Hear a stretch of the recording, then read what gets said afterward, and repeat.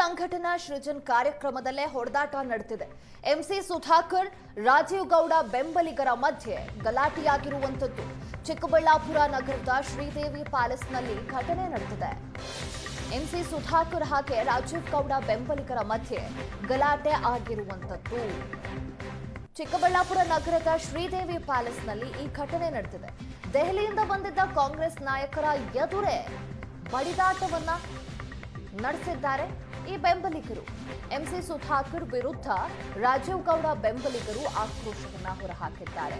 ಶಿಡ್ಲಘಟ್ಟ ಕ್ಷೇತ್ರದಲ್ಲಿ ಎಂಸಿ ಸುಧಾಕರ್ ಹಸ್ತಕ್ಷೇಪ ಅನ್ನೋದಾಗಿ ಆರೋಪಿಸಿದ್ದಾರೆ. ಇದೇ ಸಂದರ್ಭದಲ್ಲಿ ಈ ರೀತಿ ಆರೋಪ ಪ್ರತ್ಯಾರೋಪದ ವೇಳೆ ಎರಡು ಗುಂಪುಗಳ ಮುಖಂಡರ ನಡುವೆ ಮಾತಿಗೆ ಮಾತು ಬೆಳೆದಿದೆ. ಮಾತಿನ ಚಕಮಕಿ ಕೈ ಮಿಲಾಯಿಸುವ ಹಂತಕ್ಕೆ ತಲುಪಿದೆ.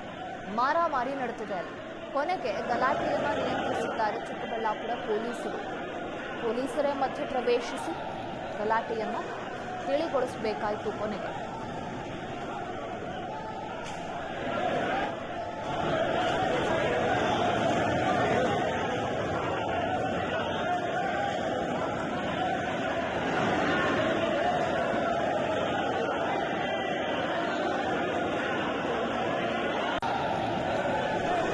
ದೆಹಲಿಯಿಂದ ಕಾಂಗ್ರೆಸ್ ವರಿಷ್ಠರು ಬಂದಿದ್ರು.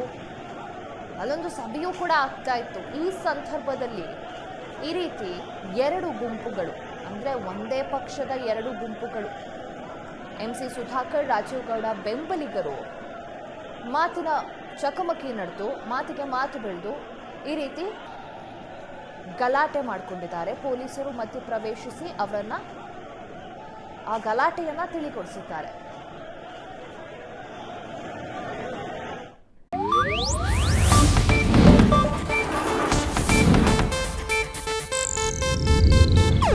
ಇದು ಏಷ್ಯಾನೆಟ್ ನ್ಯೂಸ್ ನೆಟ್ವರ್ಕ್ ಪ್ರಸ್ತುತಿ.